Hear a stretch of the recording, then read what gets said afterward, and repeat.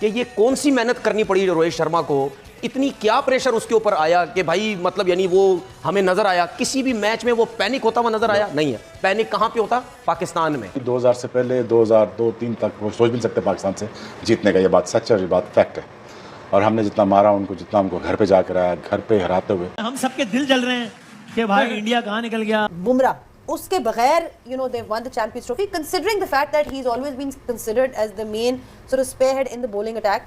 Different conditions, but it shows to you कि उनकी team कितनी तगड़ी हुई है। आज उन्होंने अपने मुल्क को चैंपियन बनवा दिया है और हम बैठे देख रहे हैं। ये तो खुली उन्होंने बदमाशी लगाई कि जी हमने खेलना है वहां पे, ठीक है, बस उसके अलावा कुछ भी नहीं होगा। कुछ कर नहीं सकते। तो भाई सीधी बात है, उसी टीम ने जीतना था। आई थिंक उनके पास कोई रज़ाक जैसा बैटिंग ऑलराउंडर नहीं था जो फास्ट बॉलिंग भी तेज कर ले और बैट भी कर ले। शायद अफरीदी नहीं था, अजहर नहीं था, निकाल लें। और हमारे पास बॉलिंग बैटिंग ऑलराउंडर भी थे, बैटिंग बॉलिंग ऑलराउंडर थे, हमारे कीपर थे।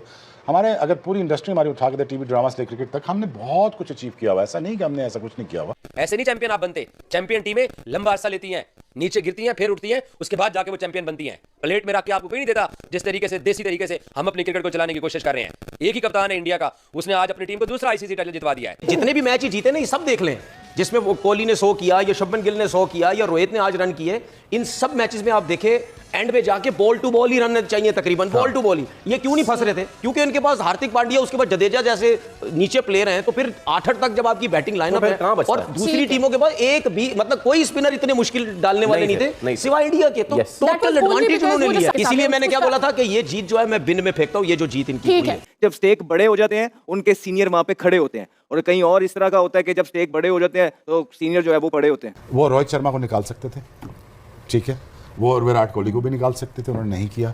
उन्होंने एक एग्जाम्पल रहने दी कि यार हमने अपने बड़े प्लेयरों को नहीं निकालना ताकि बच्चे सीख सकें। शुभमन सीख रहा है ना, विराट को देख रहा है ना, वो 80-82 कर रहा है, वो शुभमन देख रहा है।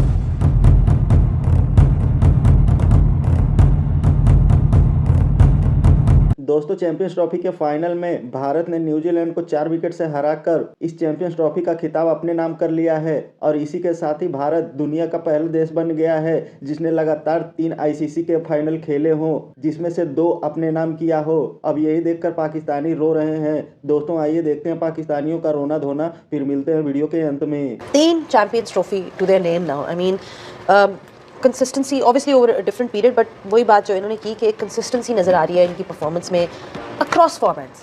अब ये होता है कई टीम्स होती हैं जो आप कहते हो कि नहीं यार रेड बॉल की टीम है, कई टीम्स आप कहते हो वाइट बॉल की टीम है। इनकी टीम ओवरऑल अगर देखा जाए तो प्लेयर्स डेवलपमेंट, जब हम बात करते हैं कि प्लेयर्स को डेवलप करना, इनको वो चीज़ भी आती है। अब जिस तरह ये सिकंदर जो एग्जांपल दे रहे थे, शुभमन गिल का और विराट कोहली साथ खड़े हुए थे, तो विराट कोहली ने बीच में इंटरव्यू में ये बात की कि किस तरह से वो शुभमन गिल को हेल्प कर रहे हैं और एक पॉजिटिव मैसेज दे रहे हैं। Overall they were standing, you could tell कि एक मैसेज भी पास ऑन हो रहा है। सो इट्स वेरी क्लियर कि वो नीचे पूरी फैक्ट्री है और वो नीचे जो एक जाता है तो दूसरा आ जाता है, and they are all very supportive of each other as well. That was at least evident from that interview that we saw with Virat. They are not being insecure, let's put it this way. सही है ना? I think उनके पास कोई रज़ाक जैसा batting allrounder नहीं था जो fast bowling भी तेज कर ले और बैट भी कर ले। शायद अफरीदी नहीं था, अजहर नहीं था, निकाल लें। और हमारे पास बॉलिंग बैटिंग ऑलराउंडर भी थे, बैटिंग बॉलिंग ऑलराउंडर थे, हमारे कीपर थे। हमारे अगर पूरी इंडस्ट्री हमारी उठा के दे टीवी ड्रामा से क्रिकेट तक, हमने बहुत कुछ अचीव किया हुआ। ऐसा नहीं कि हमने ऐसा कुछ नहीं किया हुआ, but you all gone under drain reason after 2000, let post 2000। But the reason why I am saying this, because उन्होंने डेवलप किया, उन्होंने इन्वेस्ट किया। उनके स्पिनर्स क्या एक उन्होंने पॉट तैयार किया। उन्होंने फास्ट बॉलर उनके पास नहीं थे, उनके फास्ट बॉलर तैयार किए गए, उनकी अकेडमीज बनाई गई। उनकी अगर मद्रास से लेके बॉम्बे तक आए, उनका सेटअप देखें आप, इट्स जस्ट अमेजिंग। उनके रिकूपरेशन सेंटर देख लें आप, उनके रिहैब सेंटर्स देख लें, उनकी इकॉनमी देख लें, उनकी लिटरली रणजी से लेके डोमेस्टिक स्ट्रक्चर से लेके अप टू दिस लेवल देख लें। उसके बाद पूल बहुत बड़ा है उनके पास आ गया। It was not the case back in 2000। Pakistan had the luxury because we had luckily we had the players, just वो आ गए सारे, and the thing is I think it's just a reflection that कि उन्होंने सही डायरेक्शन में ठीक बंदों को ठीक ऊपर आने दिया। उसके बाद आने के बाद I think वो अब सेलिब्रेट कर रहे हैं इस चीज़ को, अपनी सक्सेस को सेलिब्रेट कर रहे हैं। और मेरे ख्याल में यार there are way too good of a team right now as a batting unit. वो रोहित शर्मा को निकाल सकते थे, ठीक है, वो और विराट कोहली को भी निकाल सकते थे, उन्होंने नहीं किया। उन्होंने एक एग्जाम्पल रहने दी कि यार हमने अपने बड़े प्लेयरों को नहीं निकालना ताकि बच्चे सीख सकें। शुभमन सीख रहा है ना, विराट को देख रहा है ना, वो 80-82 कर रहा है, वो शुभमन देख रहा है। सो उन्होंने अपनी एग्जाम्पल ड्रेसिंग रूम में ठीक रखी। और उनके सिस्टम ठीक रखे, इकोनॉमिक सेटअप्स ठीक रखे. But you know again I really think that you know they are on the up, और इनकी जो प्रोग्रेशन है वो डे वन से नहीं है, इट्स लास्ट 20-25 ईयर्स से है.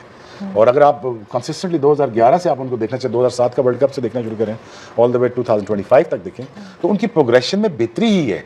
कहीं ऐसा कोई डाउनफॉल आप नहीं देखा जहाँ पे आप कहें यार वो गिर गए हैं. गिरे नहीं, वो ऊपर ऑन द अप ही हैं. So I think it's a right set of management and the right set of mindset that you invested in the right place and वो पे ऑफ कर रहा है. मैं तो वही महसूस कर रहा हूँ जो मैं पहले दिन से बोल रहा था कि इन्होंने पूरा एडवांटेज उठाना है. दुबई में सिर्फ खेल के वो उनको एडवांटेज मिला. जय शाह की पूरी कोशिश थी, आईसीसी और जय शाह एक ही है, पूरी कोशिश थी ऐसी पिचेस बनाना जहाँ पे इनके स्पिनर्स को फ़ायदा हो. अगर मेरी इनसे बात होती तो मैं ये कहता कि भाईजान जो थोड़ा सा चिटा विकेट बनाया ना, इसको थोड़ा सा और चिटा कर देते और ऐसा कर देते कि दूसरों के लिए खेलना बहुत ज़्यादा और मुश्किल हो जाता. तो ये तो हमें पहले ही पता था ये सब कुछ हो रहा है, क्योंकि ऐसा ये कोई देखिए, हम तो ये कह रहे हैं ना कि जो उनकी टीम अच्छी है, कोई नो डाउट, बैटिंग अच्छी, सब कुछ अच्छा, स्पिनर अच्छे, फास्ट बॉलर अच्छे, सब कुछ. कहीं ना कहीं हमें एक चीज़ नज़र आती है कि कहीं ना कहीं फास्ट बॉलर का वीक एरिया तो हमें नज़र आता था ना, लेकिन दुबई के अंदर फास्ट बॉलर को कौन कवर कर रहा था? इनके 4-4 स्पिनर, 2 स्पिनर खिलाए जाते थे, 4-4 स्पिनर. मैंने थोड़े आज स्टैट्स निकलवाए सर, बताएं. पाकिस्तान के अंदर जितने भी मैचेस खेले गए ज्यादातर कितने रन बन रहे थे? 300 प्लस, 300 प्लस. अब ये इंडिया बांग्लादेश का मैच हुआ, 228 रन बने सिर्फ. ठीक है. चेज कितने पे हुए? 47 ओवर में. उसके बाद इंडिया पाकिस्तान का मैच हुआ, 241 रन बने, चेज कितने में हुए? 43 ओवर में. उसके बाद इंडिया न्यूजीलैंड का मैच हुआ, 249 रन पहली इनिंग में बने और चेज हुए 46 जो है ओवर्स में. ऑस्ट्रेलिया के खिलाफ 264 हुए, चेज हुए 49 ओवर में. ये सारे इंडिया की मैचेज है. और आज भी देख लें 251 चेज हुए 49 ओवर्स में. अब मुझे ये बताएं कि ये कौन सी मेहनत करनी पड़ी रोहित शर्मा को, इतनी क्या प्रेशर उसके ऊपर आया कि भाई मतलब यानी वो हमें नजर आया किसी भी मैच में वो पैनिक होता हुआ नजर आया? नहीं है. पैनिक कहां पे होता? पाकिस्तान में. यहां पे आते नो डाउट हमें ये पता था, जरूर पता था कि ये टीम ऐसी है, ये 400 भी मार सकती है, लेकिन कम से कम ये भी जरूर पता था कि यहां पे स्पिनर्स का बॉल जो है वो बल्ले पे बहुत अच्छा आ रहा था, रुक के नहीं आ रहा था, ब्रेक भी इतना ज्यादा नहीं हो रहा था. जितने भी न्यूजीलैंड, ये जितनी भी मैंने टीम्स गिनाई आपको जो इंडिया खेला जाके, लोग कह रहे हैं कि डिसएडवांटेज, उसको आज खुल के बता देते हैं. देखिए एडवांटेज था क्या? एडवांटेज ये था कि टीम्स को दुबई और पाकिस्तान के हवाले से अपनी टीम्स प्रिपेयर करके जानी पड़ रही थी. आधा तीतर आधा बटेर, और इन्होंने सिर्फ दुबई के हवाले से प्रिपेयर करना था. उसकी मैं रीजन बताता हूं आपको, उसकी मैं रीजन बताता हूं. मैं जो बात कर रहा था ना, मैं वरुण को एज देयर वाइल्ड कार्ड लेकर मैं जो बात कर रहा था ना, मैं उसको थोड़ा सा वो कर लूं. हाँ. देखिए मसला ये है कि पाकिस्तान में अगर ये खेलते ना, अगर पहली बैटिंग करते तो कर सकते थे 400 रन की इतनी बड़ी टीम है. लेकिन जहां पे अगर आप 350 करते, 340, 330 रन करते, वो रन चेज आप करवा भी सकते थे, क्योंकि कोई पता नहीं है, आपके पास तो फास्ट बॉलर की इतनी खेप थी नहीं, उनकी मार लगती. स्पिनर्स ऐसे नहीं थे, अच्छे स्पिनर, लेकिन कोई ऐसे भी नहीं थे कि पाकिस्तान की पिचेस में अगर आपकी मार लगना शुरू होती तो आपके स्पिनर मतलब यहां तो ब्रेक भी नहीं हो रहा था, उनकी मार लग सकती थी. रोहित शर्मा पे तो जो है वो प्रेशर ही नहीं आया. अब ये जितने भी पाकिस्तान खेली ये टीम, जितनी भी टीम्स खेली, यहां पे खुला खुला वो खेल रहे थे, लेकिन जब वहां गए, वहां पे बॉल ब्रेक भी थोड़ा सा हो रहा था इन पिचेस पे, और बॉल जो है वो रुक के भी आ रहा था. अगर हम आज केन विलियमसन को देखें, जब आउट हुआ है, वो पाकिस्तान में खेल रहा होता ना, वो सीधा मिड ऑन पे जाता, बॉल सिंगल होता, क्योंकि दूर था थोड़ा, वो बल्ले पे अच्छा आता. यहां बॉल रुक के आया. खेला किस तरीके से? पाकिस्तान के हिसाब से. भाई बात सीधी ये है कि माने इस चीज को कि आपको एडवांटेज था, आपने पूरी कोशिश की कि हम यहां पे खेलेंगे. अभी शो स्टार्ट होने से पहले बात कर रहा था, 2023 का एशिया कप हुआ, कहां हुआ? दुबई में. दुबई सारी टीमें वहां पे थी, किसी ने कोई बात बोली नहीं कि जी इंडिया वहां इतना अच्छा परफॉर्म कर रहा है, दूसरे कुछ नहीं कर रहे, अफगानिस्तान कुछ नहीं कर रहा, या पाकिस्तान कुछ नहीं कर रहा, तो श्रीलंका कुछ नहीं कर रहा, तो फलाना कुछ नहीं कर रहा. किसी ने कोई बात नहीं की. क्यों? सब टीमें वहां थी, सब टीमों के पास वही अपॉर्चुनिटी थी जो इंडिया के पास थी.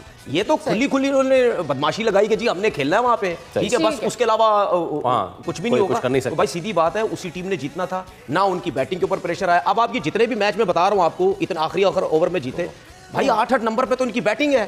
अगर आपको ये जितने भी मैच ही जीते ना, ये सब देख लें, जिसमें वो कोहली ने 100 किया, या शुभमन गिल ने 100 किया, या रोहित ने आज रन किए, इन सब मैचेस में आप देखें एंड में जाके बॉल टू बॉल ही रन चाहिए तकरीबन, बॉल टू बॉल ही. ये क्यों नहीं फंस रहे थे? क्योंकि उनके पास हार्दिक पांड्या, उसके बाद जडेजा जैसे नीचे प्लेयर हैं. तो फिर 8-8 तक जब आपकी बैटिंग लाइनअप है, और दूसरी टीमों के पास एक भी मतलब कोई स्पिनर इतने मुश्किल डालने वाले नहीं थे सिवाय इंडिया के. तो टोटल एडवांटेज उन्होंने लिया. सारी प्रेडिक्टेबल सिचुएशन थी इंडिया के साथ. इसलिए मैंने क्या बोला था कि ये जीत जो है मैं बिन में फेंकता हूं, ये जो जीत इनकी हुई है. ऑस्ट्रेलिया की टीम, उनका सिस्टम गैर सिफारिशी, मेरिट. इंग्लैंड का भी सेम, न्यूजीलैंड का भी सेम, साउथ अफ्रीका भी सेम.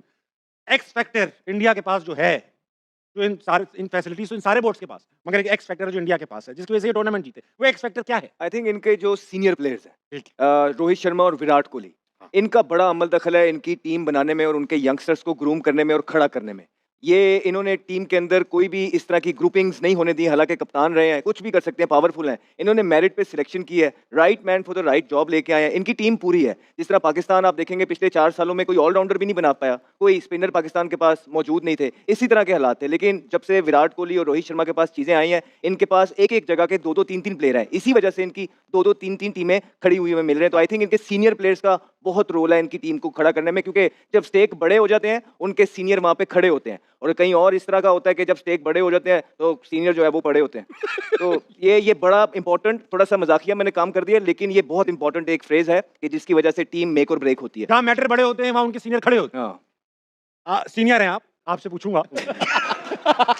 बोले ये तो वो नहीं पड़े हुए। नहीं, राशिद भाई तो खड़े हुए। राशिद भाई आपसे एक सवाल ये है, और ये बहुत चुपता हुआ सवाल है। देखिए रोहित कप्तान बने किसको हटा के? विराट को हटा के। अब उसूलन तो देखें पैसे का कहाँ, वहाँ पे भी खेल है, वहाँ पे भी ब्रांड्स हैं, वहाँ पे भी टीम में रहना इंपॉर्टेंट है, वहाँ पर भी इलाके हैं, वहाँ पे भी जुबानें हैं, मजहब है, बहुत सारी चीजें इंडिया में, वहाँ पे भी डिवीजन हो सकता था। रोहित जो है वो शाहीन और बाबर की तरह एक ग्रुपिंग भी, मैं नहीं कहता ग्रुपिंग है, मगर हमने सुना कि भाई बदमजगी हो गई, ईगो के मसले आ गए, वहाँ क्यों नहीं आ रहे भाई? नहीं हुए थे, जिसकी वजह से ये हारे थे। 19 का वर्ल्ड कप आपको याद होगा, अनिल कुंबले ओरिजिनल उनके कोच थे, रवि शास्त्री साहब को लेके आया गया, वो भी अच्छे थे। ऑस्ट्रेलिया में टेस्ट सीरीज वो जीते, और उसके बाद 21 में जब विराट कोहली हटे तो उसमें भी प्रॉब्लम चल रही थी, सौरव गंगोली हो जाए या दूसरे बिहाइंड द सीन प्रॉब्लम चल रही थी। फिर इन्होंने खुद वर्ल्ड कप से पहले इन्होंने कहा कि मैं इसके बाद कप्तानी नहीं करूंगा T20 में, लेकिन फिर साउथ अफ्रीका गए, वहाँ खेल के उन्होंने कहा मैं टेस्ट में भी नहीं करूंगा, फिर वनडे में भी नहीं करूंगा, तो प्रॉब्लम्स थी। लेकिन क्या इंडिया ने इंडस्ट्री बना ली है, बहुत बड़ी इंडस्ट्री है, IPL हो या क्रिकेट हो या टेस्ट क्रिकेट हो, वनडे। अब इनके पास जो प्लेयर्स हैं, आइकन प्लेयर हैं, उनको फॉलो करते हैं लोग तो बहुत ज़्यादा। जैसे 92 से पहले या 92 में हमारा क्रेज आया था क्रिकेट का, तो वहाँ पे अब कितना क्रेज होगा इस टूर्नामेंट को जीतने के बाद। इनका देखें लास्ट 3 टूर्नामेंट में फाइनल में पहुंचे, होम पे हार गए, वेस्ट इंडीज में जीते, यहाँ पे जीते। उसके बाद इनके जो स्टार्स हैं उन्होंने रियलाइज किया, देखिए हर जगह होता है, ऐसा नहीं है कि वेस्ट इंडीज जब पीक पे थी उनके आपस में भी मसाइल थे, लेकिन उसको मैनेजमेंट का काम होता है, बोर्ड का काम होता है कि उसको सही तरीके से लेके आना। अब हमारे जो होता है उसमें जाना नहीं चाहता, लेकिन पीछे से जो लोग बोर्ड चला रहे होते हैं तीली वही लगाते हैं। जो बोर्ड चला रहे होते हैं, बोर्ड कौन चलाते हैं? कौन चला रहे हैं बताएं? बहुत सारे 60 लोग हैं, अभी नए नए आए हैं, ठीक है, नाम नहीं ले सकता। कल ही बोला, नाम नहीं ले सकता। ये राशिद भाई वाली बात पे ऐड करूंगा, जैसे उन्होंने कहा ना कि उनके सीनियर्स ने संभाला, बिल्कुल संभाला। वो कैसे संभाला कि जैसे रोहित और विराट की मीडिया में आती रही हैं खबरें कि नहीं बन रही, या ये हुआ, या कैंपेन करके तो रोहित को लाया गया, ऐसे हुआ, विराट को जबरदस्ती हटाया गया।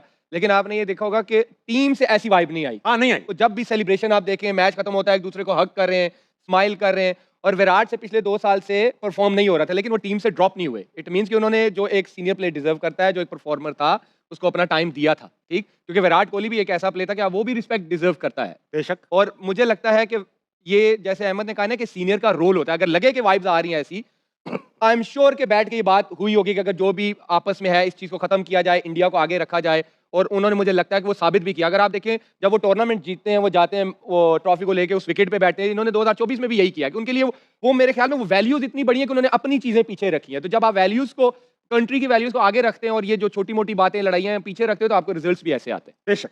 दोस्तों, भारत ने आईसीसी चैंपियनशिप 2025 के फाइनल में न्यूजीलैंड को 4 विकेट से कूटकर इस चैंपियनशिप को अपने नाम कर लिया है। दोस्तों, भारत ने हराया तो न्यूजीलैंड को है, लेकिन छाती पाकिस्तानियों की फट रही है, क्योंकि पूरा पाकिस्तान पिछले कई दिनों से बैठकर दुआएं और मिन्नतें कर रहा था कि भारत इस चैंपियंस ट्रॉफी से बाहर हो जाए। लेकिन भारत कहाँ रुकने वाला था। भारत ताबड़तोड़ एक के बाद एक अपने सारे मैच जीतता हुआ इस चैंपियनशिप के फाइनल में पहुंच गया। फाइनल में भी पूरे पाकिस्तान ने न्यूजीलैंड को ही सपोर्ट किया था, लेकिन भारतीय कप्तान रोहित शर्मा के आगे न्यूजीलैंड की एक नहीं चली। दोस्तों, आज का टॉस भी रोहित शर्मा हार गए और न्यूजीलैंड के कप्तान सैंडर ने बल्लेबाजी करने का फैसला लिया। शुरुआत के कुछ ओवरों में उन्होंने ताबड़तोड़ बल्लेबाजी की और एक समय पे ऐसा लग रहा था कि न्यूजीलैंड की टीम मानो 300 रन का आंकड़ा भी पार कर देगी। कीवी बल्लेबाज अगर स्कोर बोर्ड पर 300 से ज्यादा का रन ठोक देते तो भारत के लिए इसे हासिल करना मुश्किल ही नहीं, नामुमकिन हो जाता,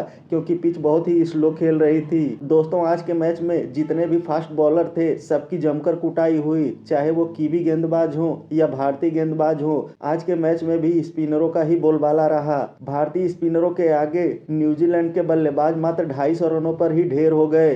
भारतीय स्पिनरों ने ऐसी कसी हुई गेंदबाजी की कि कीवी बल्लेबाजों को मात्र 251 रनों पर ही रोक दिया। 252 रनों का पीछा करने उतरे भारतीय बल्लेबाजों ने शुरुआत से ही काफी तेज बल्लेबाजी की और एक छोर से रोहित शर्मा ताबड़तोड़ चौके छक्कों की बरसात कर रहे थे। दूसरी तरफ सुमन गिल रुक कर खेल रहे थे और उनका बखूबी साथ निभा रहे थे। लेकिन इन दोनों के आउट होने के बाद विराट कोहली भी सस्ते में चलते बने। इसके बाद आए श्रेयस अय्यर ने अक्षर पटेल के साथ एक अच्छी साझेदारी की, लेकिन एक खराब शॉट खेलकर श्रेयस अय्यर भी चलते बने। इसके बाद आए केएल राहुल ने टीम इंडिया का बखूबी साथ निभाया। अक्षर पटेल और केएल राहुल संभल कर खेल रहे थे और एक एक रन लेकर टीम को जीत की तरफ लेकर जा रहे थे। दोस्तों आज टीम इंडिया के सभी खिलाड़ियों ने भारत की इस जीत में अपना महत्वपूर्ण योगदान दिया, चाहे बल्लेबाज हो या गेंदबाज हो, सबने अपना सर्वोत्तम योगदान दिया। यही वजह है कि भारत आज वर्ल्ड चैंपियन बन गया है। और उधर पाकिस्तानी बैठकर अपनी छाती पीट रहे हैं और कह रहे हैं कि ये भारत की नहीं बल्कि आईसीसी की जीत है। वही पाकिस्तान के कुछ एक्स क्रिकेटर कप्तान रोहित शर्मा के फैन हो गए हैं और बैठकर अपना सर पीट रहे हैं कि आखिर ऐसा कप्तान हमें क्यों नहीं मिलता है। खैर भारत से जलना तो पाकिस्तानियों की पुरानी आदत हो गई है। दोस्तों वीडियो में अंत तक बने रहने के लिए धन्यवाद। मिलते हैं अगले वीडियो में।